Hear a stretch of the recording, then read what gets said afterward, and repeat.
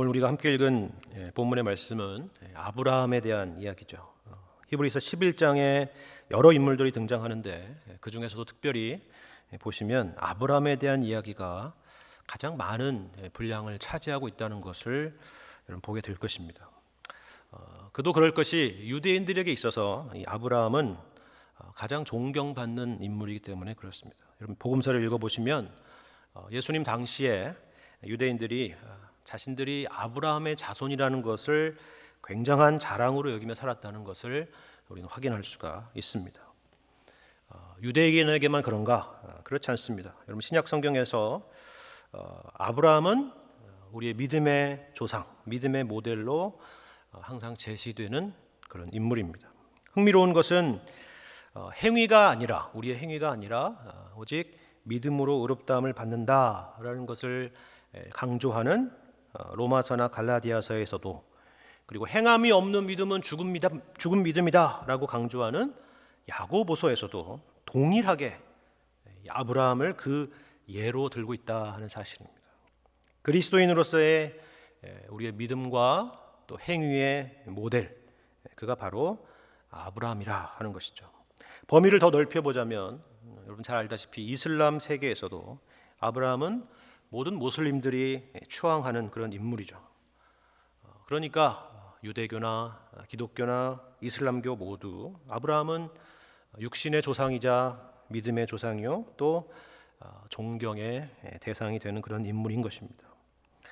그렇다면 우리는 이러한 내용들을 생각해 볼 때 아브라함의 생애는, 또 아브라함의 인물됨에는 우리와 같은 그런 평범한 범인과는 다른 뭔가 특별한 것이 그의 인물됨이나 그의 생애에 있지 않겠는가라고 우리가 생각하기 마련입니다. 오늘 본문을 읽어보니까 과연 여러분 그렇지 않습니까?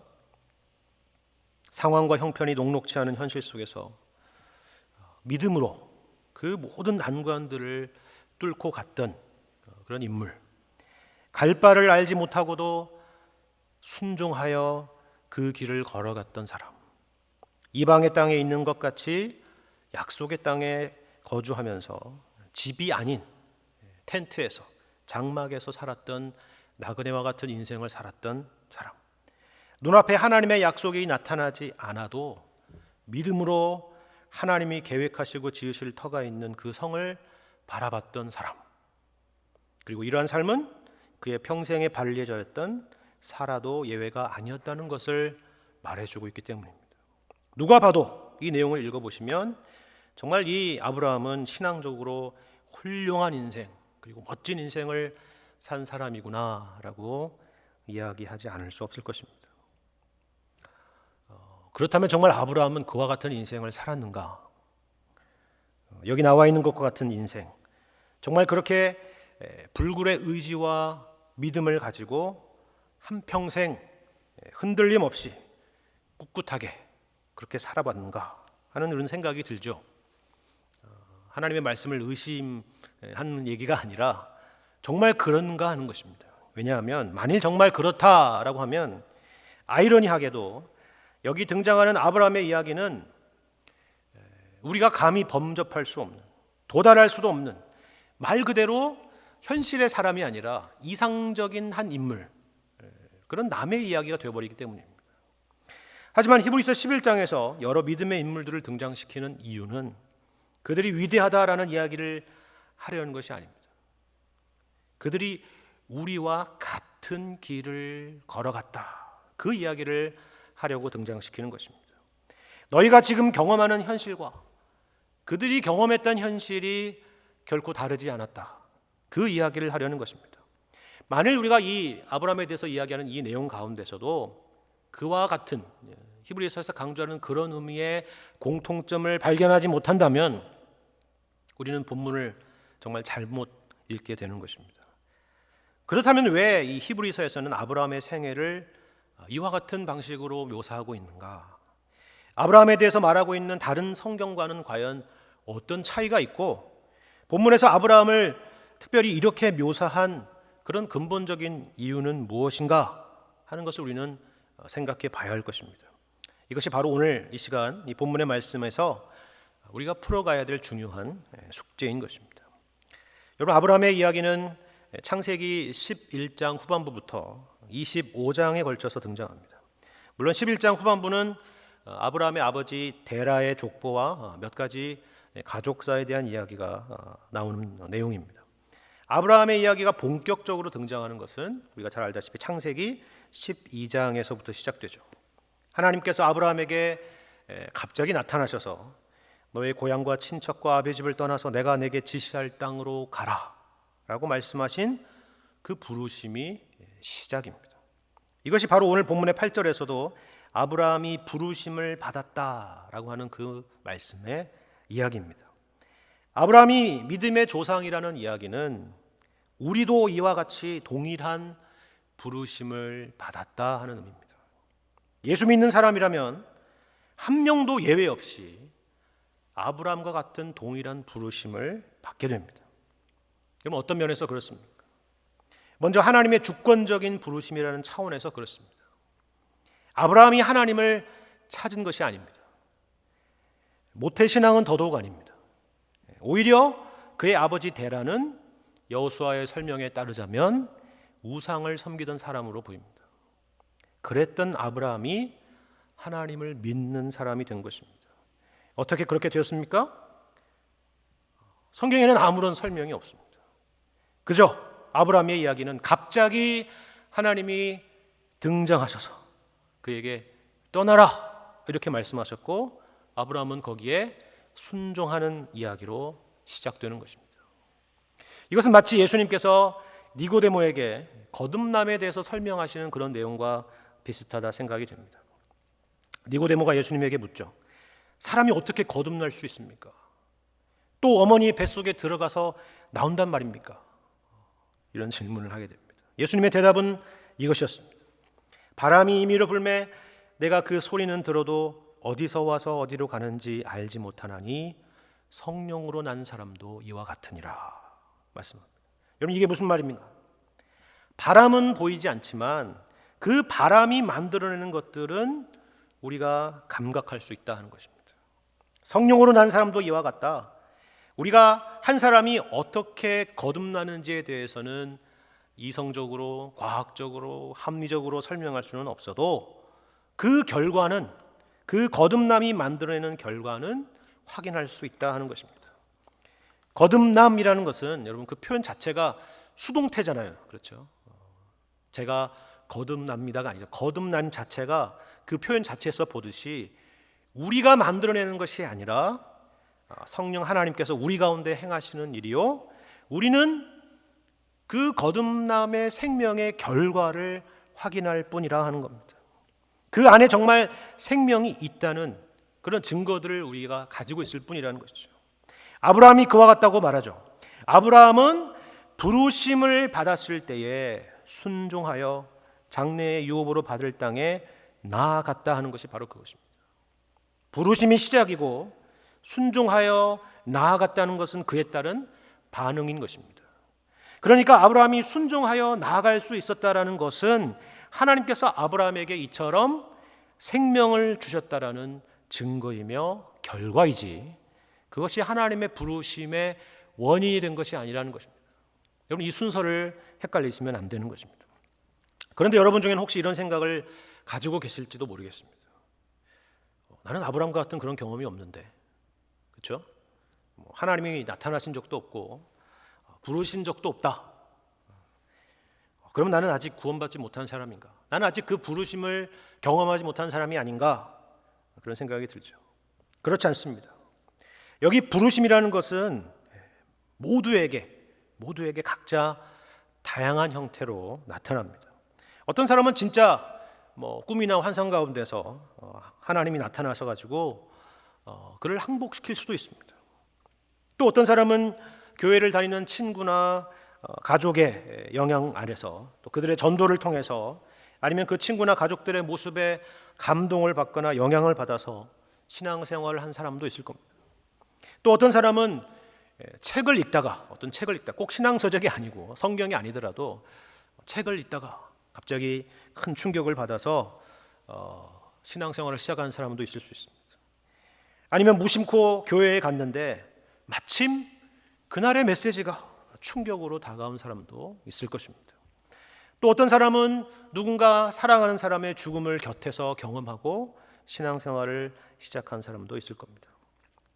제가 요즘 우리가 잘 아는 영국의 기독교 변증가 C.S. 루이스의 평전을 읽고 있는데 C.S. 루이스는 우리가 생각하는 그런 의미의 극적인 회심과는 거리가 멀었던 사람이라는 것을 알게 됐습니다. C.S. 루이스는 스스로 회고하기를 이렇게 말해요. 영국을 통틀어 가장 맥빠진 회심이자 내키지 않는 회심이었을 것이다. 이게 회심이랑 우리가 생각하는 그런 어울리는 표현입니까? 맥빠진 회심, 내키지 않는 회심. 그렇죠? 심지어는 이 상황을 표현하는데 다가오는 하나님에게 저항하는 힘이 점점 빠져가는 마침내 녹기 시작한 눈사람 같은 다소 불쾌한 느낌이었다라고 표현합니다. 다소 불쾌한 느낌.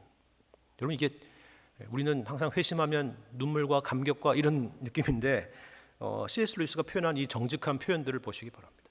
그렇게 회심하는 사람도 있다는 것이죠.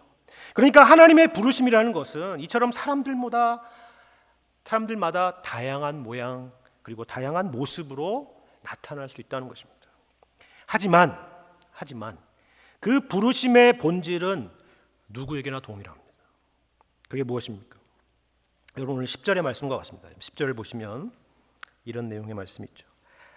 이는 그가 하나님이 계획하시고 지으실 터가 있는 성을 바랐습니다. 터가 있는 성. 터라는 것은 여기 기초죠. 파운데이션을 말하는 것입니다. 터가 있는 성을 바랐습니다. 여러분 부르심을 받아서 떠났다는 것은 단지 어떤 물리적인 것이나 아니면 지리적인 의미를 담고 있는 것이 아닙니다.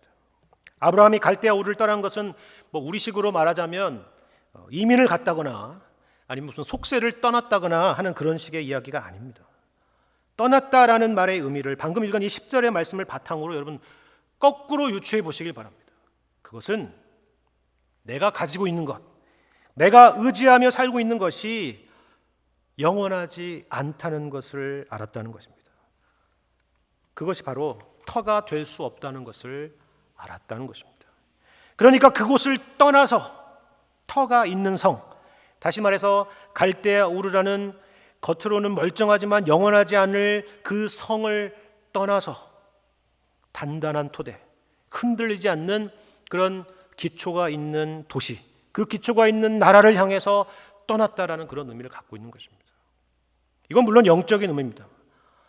사람이 만든 도시가 아니라 영원하신 하나님이 설계하시고 지으시는 도시, 사망과 음부의 권세도 흔들지 못하는 나라, 그 하나님의 나라를 향하여 떠났다라는 의미입니다. 그러니까 예수님의 제자들도 마찬가지였죠. 세베대 아들들은 어떻게 떠났다고요? 배를 버려두고 그물을 버려두고 예수를 따랐다라고 말합니다. 세리 마태도 마찬가지였죠.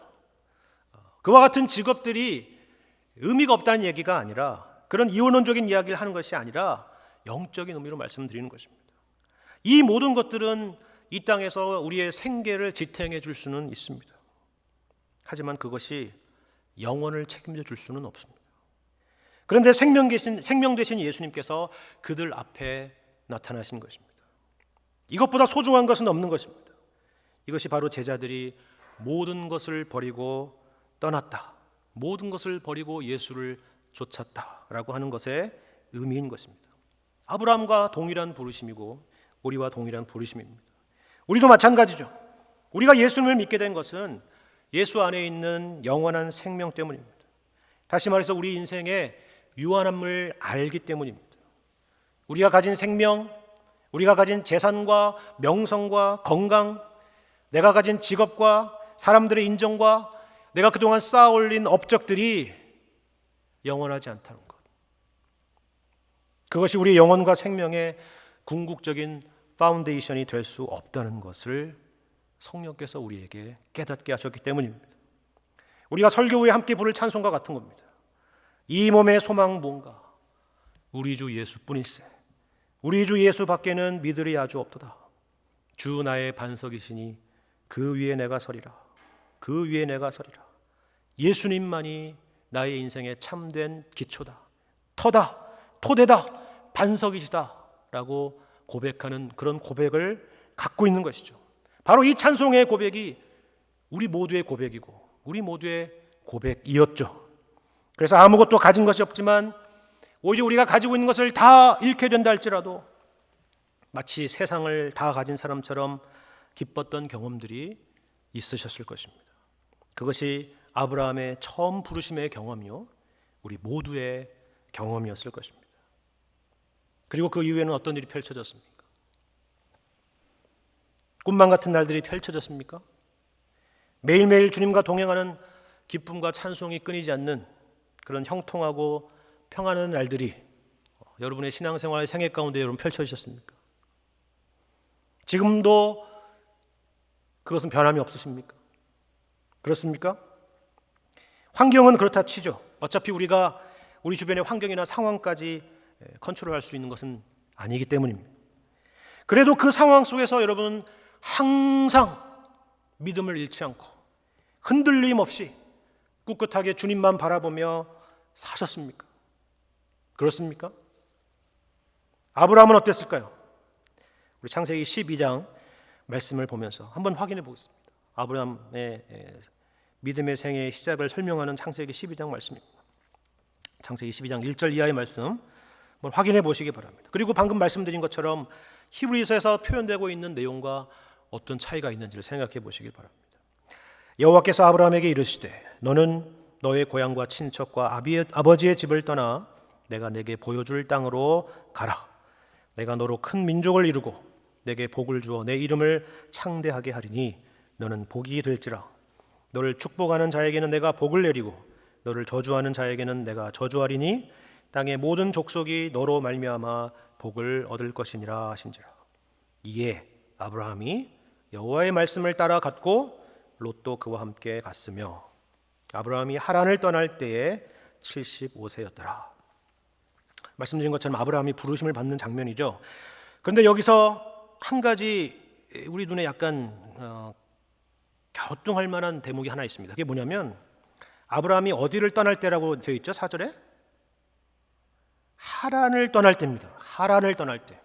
그럼 지도가 있으신 분은 나중에 확인해 보시길 바랍니다. 여러분 이상하지 않습니까? 아브라함의 고향은 본래 하란이 아니라 앞서 말씀드린 것처럼 메소포타미아의 갈대아 우르입니다. 물론 우르를 떠난 것은 분명한 사실입니다. 하지만 계속 그 길을 가지 않고 하란에 머물러서 그토록 오랫동안 머무른 것은 분명 좀 의아한 일입니다. 물론 정황상 또 사도행전의 말씀을 보면 그의 아버지 때문인 것으로 보이는데 그것도 여기 나와 있는 말씀처럼 고향과 친척과 아버지의 집을 떠나라라는 말씀으로 근거해서 보자면 뭔가 석연치 않은, 깔끔하지 않은 그런 상황인 것은 분명해 보이죠. 이어서 5절 말씀 보겠습니다. 아브라함이 그의 아내 사라와 조카 롯과 하란에서 모은 모든 소유와 얻은 사람들을 이끌고 가나안 땅으로 가려고 떠나서 마침내 가나안 땅에 들어갔더라. 아브라함이 그 땅을 지나 세겜 땅 모래 상수리 나무에 이르니 그때에 가나안 사람이 그 땅에 거주하였더라. 여호와께서 아브라함에게 나타나 이르시되 내가 이 땅을 내 자손에게 주리라 하신지라. 자기에게 나타나신 여호와께 그가 그곳에서 제단을 쌓았다 말씀합니다. 그럼 놀라운 이야기죠. 우리가 히브리서 본 것처럼 갈 바를 알지 못하고 나갔다라는 말이 바로 이것입니다. 언제 하나님께서 말씀하셨습니까? 이제야 그가 세겜 땅 모래 상수리 나무에 이르니까 그때서야 이 땅이 내 자손에게 줄 땅이라 라고 말씀하신 것입니다. 처음부터 구체적인 주소를 주신 것이 아니라 이제서야 이 말씀을 하신 겁니다. 이어서 계속 읽죠. 8절 보시면 거기서 베델 동쪽 산으로 옮겨 장막을 치니 서쪽은 베델이요 동쪽은 아이라. 그가 그곳에서 여호와께 제단을 쌓고 여호와의 이름을 부르더니 점점 남방으로 옮겨갔더라. 그렇죠? 드디어 하나님이 약속하신 그 땅에서 제단을 쌓고 하나님을 예배하며 살았다는 것입니다. 여러분 이게 얼마나 이게 정말 행복한 결론이라면 얼마나 좋겠습니까? 그런데 우리가 기억할 것은 이것이 결론이 아니라 아브라함의 믿음 생활의 겨우 시작이라는 사실입니다. 이제 12장입니다. 말씀드린 것처럼 25장까지 가려면 아직 한참이나 남았습니다. 그런데 그 이후에 일어난 사건이 참 놀랍죠. 우리 10절 말씀 이어서 보시면 그 땅에 기근이 들었으므로 아브라함이 애굽에 거류하려고 그리로 내려갔으니 이는 그 땅에 기근이 심하였습니다. 여러분 그 땅에 되어 있죠. 그 땅이 무슨 땅입니까? 우리가 방금 확인하는 것처럼 하나님이 약속하신 땅이죠. 이 땅이 내 자손에게 줄 땅이라 말씀하신 바로 그 땅입니다. 그런데 그 땅에 무엇이 있었다고요? 기근이 들었답니다. 그것도 두 번이나 강조해서 설명하죠. 기근이 들었다, 기근이 심했다 하는 것입니다. 단순히 기근이 아니라 하나님이 아브라함에게 약속하신 그 땅에 기근이 들었다는 것을 말하려는 것입니다. 여러분 그러면 안 되지 않나요? 우리가 신앙생활하면서 시험에 드는 이유도 사실 이와 같지 않습니까? 하나님의 말씀에 따라 신앙생활을 하고 그렇게 살아왔는데 왜 하나님께서 기근을 허락하시는가? 그런데 이것으로 끝나지 않죠. 이 일로 인해서 연쇄적인 일이 또 일어납니다. 그야말로 먹고 살기 위한 생계형 이주가 이번에는 시작되는 것이죠. 그런데 여기에는 위험 요소가 하나 더 있습니다.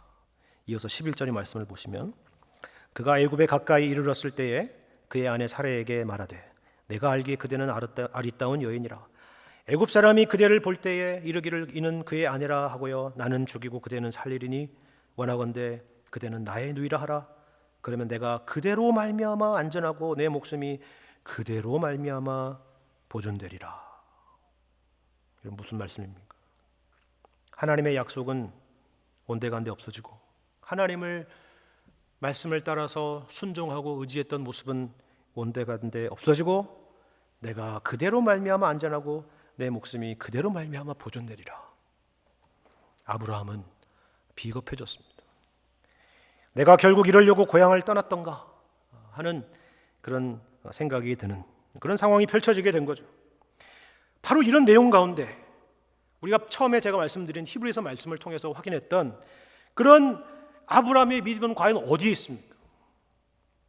어디에서 아브라함의 그 위대한 믿음을 이 창세기 12장의 본문에서 여러분 찾아볼 수가 있습니까? 없죠. 찾아볼 수가 없습니다. 비굴하고 나약한 현실에 굴복하고 타협할 수밖에 없는 목구멍이 포도청인 그 한 연약한 인간을 우리는 이 말씀을 통해서 볼 뿐인 것입니다. 하지만 결론은 우리가 알다시피 해피엔딩으로 끝났습니다. 어떻게요? 아브라함의 불굴의 의지와 믿음과 지혜로 해결된 것이 아니라 하나님의 개입하심으로 말미암아 위기를 극복했고 전화위복이 되었다는 겁니다. 그것이 창세기 12장의 이야기입니다. 그러면 그 다음의 이야기는 어떨까요? 일일이 다 살필 시간이 없지만 이런 내용은 크게 다르지 않습니다. 아브라함과 사라의 믿음은 업앤다운을 계속 겪습니다. 분명해졌다가 희미해지고 희미해졌다가 또다시 분명해집니다.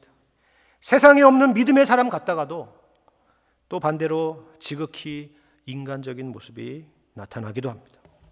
하지만 그때마다 역시나 우리가 이 12장의 말씀에서 보았던 것처럼 하나님께서 등장하셔서 문제를 해결하시고 그 약속을 신실하게 지키시는 내용을 보게 됩니다. 이것이 바로 창세기에 나오는 아브라함의 이야기입니다. 인간의 연약함과 실패는 하나님의 약속을 폐하지 못한다. 하나님은 언제나 신실하신 분이시다. 믿부신 분이시다. 이것이 우리에게 가르치고자 하는 아브라함에 대한 이야기인 것입니다. 그러니까 우리가 그동안 믿음에 대해서 생각했던 우리의 오해를 교정하는 것이죠. 믿음이라는 것은 우리의 어떤 열심이나 진심에 대한 하나님의 반응이 아니라는 것입니다. 도리어 그 반대죠. 우리가 부족하고 우리가 못났어도 하나님은 우리를 포기하지 않으신다. 우리에게 약속한 것을 반드시 이루시고야 마는 하나님이시다. 그러므로 믿음이란 이러한 하나님이신 것을 기억하는 것이요 신뢰하는 것이요 그분에게 항복하는 것이라 하는 것입니다.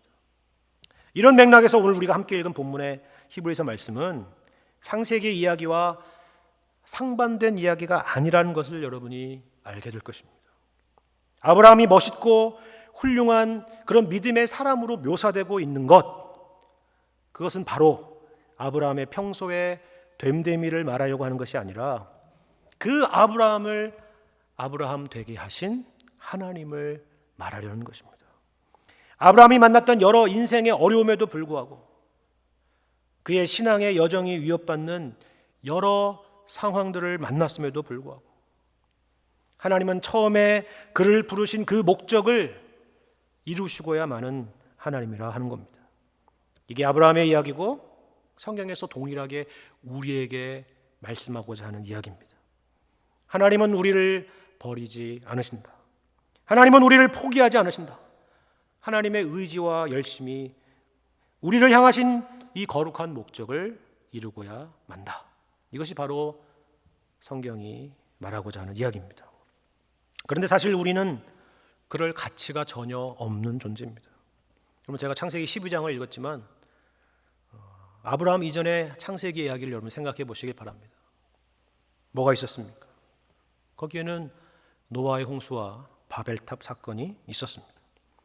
하나님을 거역하고 하나님을 배반하고 하나님을 멀리 떠났던 그런 심판받아 마땅한 존재들이라는 것을 보여주는 것입니다. 하나님께서 마음만 먹으시면 얼마든지 이런 인류들을 끝장을 내시고 또 다른 새로운 인류들을 만들어서 시작하실 수도 있는 분이십니다. 하지만 하나님은 그렇게 하지 않으셨다. 하나님은 은혜롭고 자비로우시며 노하기를 더디하시는 하나님이시다. 이것이 바로 성경에서 우리에게 가르쳐주고 있는 하나님이라 하는 것입니다. 여러분, 우리는 그러지 않습니까? 누군가 이렇게 게임을 하다가 수가 틀리거나 질 것 같으면 우리는 이 판을 빨리 엎고 새롭게 시작하고 싶은 것이 우리의 마음이죠. 어차피 이 기울어진 상황에서 시간이 갈수록 고통스러울 뿐입니다. 그렇지 않습니까? 그래서 그 상황에서 자존심 상해가면서 어떻게든 게임을 끝까지 마무리하려는 사람은 별로 없죠. 그걸 우리는 못 견디는 존재들입니다. 게임이 아니라 여러분 인생이라면 어떻습니까? 인생이 자기 생각대로 풀리지 않으면 우리는 언제나 리셋 버튼을 생각하는 사람들입니다. 그것이 꼭 자살 같은 그런 극단적인 행동이 아니더라도 내가 그때 이렇게 했더라면, 내가 그런 선택을 하지 않았더라면 하면서 인생을 비관하며 살지, 오늘의 현실 속에서 뭔가 새로운 일을 시작하며 선한 것을 기대하며 하나씩 하나씩 만들어갈 생각은 하지 못하는 것입니다. 여러분, 집에 오래된 차가 있으신 분은 비슷한 경험이 있을 겁니다. 연식이 오래되고 마일리지가 오래되면 여기저기서 차에 문제가 생기죠. 그래도 어떻게든 여기저기 수리하면서 타고 다닙니다. 왜죠? 그 차를 너무 사랑해서인가요? 오랜 시간 동안 정들어서 그렇습니까? 아닐 겁니다. 새 차를 살 능력이 없기 때문입니다. 만일 복권이라도 당첨됐더라면 이미 그런 차는 이미 폐차시킨 지 오래됐을 겁니다. 이것이 인지상정이죠. 하지만 하나님은 우리와 다르신 분입니다. 가난은커녕 오히려 모든 것을 가지신 분, 전능하신 분이심에도 불구하고 우리를 포기하지 않으셨다 하는 것입니다.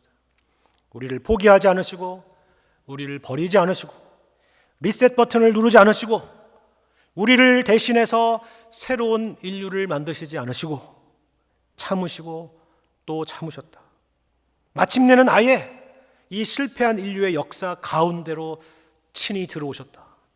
우리와 같은 연약한 인간, 죄인된 모습으로 이 땅에 오셨다. 그래서 십자가에 피 흘려서 우리의 죄를 대속하시고 우리에게 성령을 보내셔서 우리를 고치시고 변화시키시고 새롭게 하신다. 그리고 마침내 하나님이 계획하신 그 구원이 완성되고야 말 것이다. 이것이 바로 창세기부터 요한계시록까지의 성경 전체의 이야기인 것입니다. 하나님께서 이 결론을 계획하셨고 만드셨고 또 이 결론을 가지고 지금까지도 일하고 계시기 때문에 우리 인생은 오늘 우리 함께 읽은 본문의 아브라함처럼 아름답게 묘사될 수가 있는 것입니다.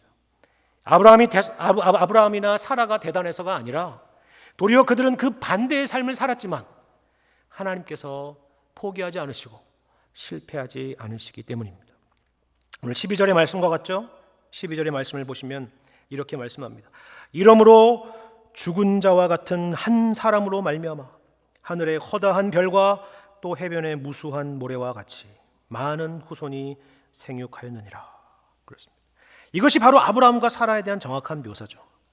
죽은 자와 같은 한 사람, 가능성이 없는 사람, 그런 것을 도무지 기대할 수 없는 사람, 우리와 같은 사람. 그러나 하나님은 그 가운데서 생명을 만들어내시고 더 풍성히 만들어내시는 분이시다. 하나님이 우리를 그렇게 만드시고야 말 것이다. 그것을 말씀하는 것입니다. 바로 그분을 바라보는 것이 믿음으로 사는 것이라 말하는 것입니다. 여러분, 우리 구원의 완성의 장면을 보여주고 있는 요한계시록의 말씀을 보시면 참 이해할 수 없는 장면이 하나 등장하는 걸 여러분 볼 수가 있을 것입니다. 그게 무엇이냐면 하나님께서 당신의 백성들에게 면류관을 수여한 것입니다. 면류관이 무엇입니까? 면류관은 승리와 영광의 상징이죠. 지금은 올림픽을 하면 1등한 사람에게 금메달을 수여하지만 당시 고대 그리스 올림픽에서는 금메달 대신에 면류관을 수여했다는 것을 여러분 잘 기억하실 것입니다. 우리가 이런 면류관을 받는다. 이건 정말 말이 안 되는 이야기죠. 왜냐하면 우리에게 허락된 이 승리와 영광이 우리의 힘으로 이룬 것도 아니고 우리의 스스로의 힘으로 이룬 것이 아니고 그럴 수도 없는 것이기 때문입니다. 그래서 어떻게 했다고 나오죠? 요한계시록에 자기의 면류관을 보좌 앞에 드렸다 하는 것입니다. 그게 당연한 반응이고 자연스러운 반응인 것입니다. 그래서 그 찬송가도 우리에게 있지 않습니까? 하지만 여러분 놀랍지 않습니까? 하나님이 우리에게 승리의 면류관을 씌워주신다. 이것이 바로 그리스도 안에서 우리에게 약속된 운명이라 하는 것입니다. 그것을 미리 보여주는 것이죠. 우리는 그저 이 땅에 살아가면서 눈앞에 캄캄한 현실 가운데서 절망하며 탄식하며 하나님 앞에서 울부짖었을 뿐인데, 그리고 결국 하나님께서 그 모든 문제들을 해결해 주시고 인도해 주신 것뿐인데, 그리스도 안에서 우리의 생애는 어떻게 기록된다고요? 본문의 아브라함과 사라와 같이 기록되는 것입니다. 갈 바를 알지 못했음에도 불구하고 믿음으로 나아갔다. 나이가 많아 단산했음에도 불구하고 믿음으로 잉태할 힘을 얻었다. Well done, well done. 잘하였도다. 착하고 충성된 종아. 여러분 기가 막힌 일이지 않습니까? 동일한 현실의 어려움에 대해서 그것 때문에 라고 말하는 오늘 우리의 탄식의 이유들이 그럼에도 불구하고 나아갔다. 그럼에도 불구하고 살아갔다. 그럼에도 불구하고 힘을 얻었다 라는 그런 찬송으로 마치게 될 인생, 그것이 바로 하나님께 붙잡혀 사는 인생의 결론이라 하는 것입니다. 왜요? 우리의 믿음의 주요 또 온전하게 하시는 분은 연약한 우리가 아니라 이미 승리하셔서 하나님 보좌 우편에 앉으신 예수 그리스도이시기 때문에 그렇습니다. 예수님께서 이 믿음의 여정을 시작하게 하신 분이고 또 완성하실 분이십니다. 약속하신 이는 미쁘신 분, 신실하신 분이시기 때문입니다. 그분을 바라보며 사는 것, 그 길을 따라가며 사는 것, 그것이 바로 믿음으로 사는 것입니다. 오늘 이 순간까지 하나님의 인도하심 가운데 걸어오신 바로 여러분의 걸음입니다. 아브라함과 사라가 걸었던 바로 그 길입니다. 위태롭고 언제라도 실패할 것만 같은 길이지만 하나님께서 마침내 완성시키실 길입니다. 오늘의 삶이 나의 내일을 결정짓는 삶을 사는 것이 아니라 이미 약속받은 영광스러운 내일을 바탕으로 오늘을 사는 길입니다. 이 놀라운 결말과 은혜가 예수 안에서 우리 가운데 허락되어 있다는 사실을 기억하시고 매일매일의 삶을 이 하나님에 대한 믿음의 역사로 채워가시는 여러분과 저의 복된 삶이 되시기를 주님의 이름으로 간절히 축원합니다.